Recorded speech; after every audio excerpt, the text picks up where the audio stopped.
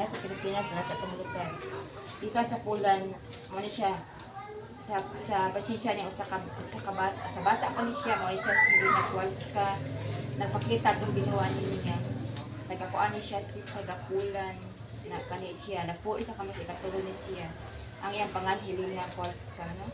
Na edad pa siya 7 years old, napakita mo na itong ginawa niya. Kita, gusto siya nga, kuan siya magsangya siya Diyos ng pero bata palagi siya 7 years old pa siya lagi mauning ang tawag sa Ginoo di baliwala mo to pag edad ng 20 anyos dito sa Pulan sa Our Lady of Mercy sila sa kumbento siya ang batanong madre na mauni siya si Sister Faustina ang batanong madre kay ko amni siya nahimo siyang katabang sulod sa nahimo siyang katabang kay pobre man siya wa sa grado grade 3 kay dito sa di man ta makasulod sa kumbento dito ba kay ay bayad na pobre man nang himo siyang katabang ana siya kabuutan tanang buhaton sa kumbento gibuhat ni Sister Faustina bisan na sa sulod sa kumbento kanang siya magpakita atong Ginoo ng istorya pero siya na makakita ang katong uban ng mga mother day kakita nga pila may istorya siyang kinabuhi sis namatay naman siya karon namatay man siya sa edad ng 33 ang ulos kaya sakit na siya TB kaya sa unang panahon, ang tiyo, kaday tambal, nung namatay siya. Pero yan sa edad, sa pagkamatay sa itong Ginoo, namatay na itong Ginoo 33, mo kung si Sister Faustina. Na mauto, ang pagkamatay ni Sister Faustina, nakabuhat na sa diary, na siya diary ni Sister Faustina. Pagkamatay ni Sister Faustina, ang katuyang diary, gitan-out to sa mga kardinal sa Pula, ni Pope John Pulisican.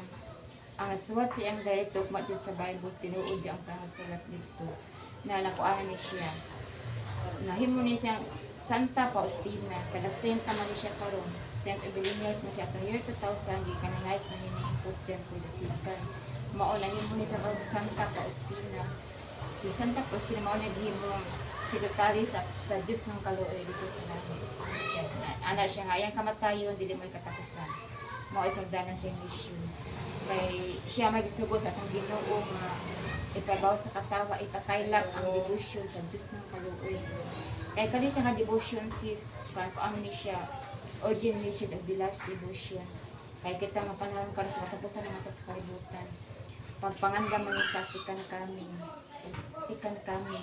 Kaya katapusan naman ta, wala naman musunod. Mamuna yung mabalik ang Ginoo para sa paghukom ang sa basta paghukom sa mga buhay sa mga natay.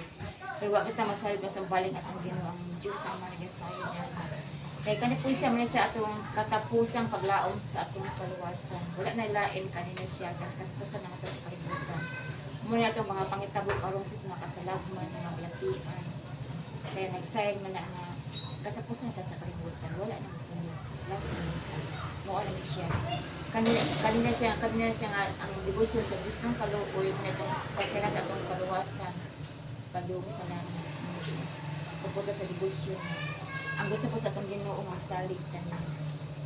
Saligtan niya kay ang gusto ko salig ka tayo kanaaram mga nasa di kita niya pasalda di kita magawa sa paglaom mga atilang dito kung iyang pangalan ng Jesus I trust in na nami gitawag anig ko ansis kanang ABC kanang ato nang i-apply sa itong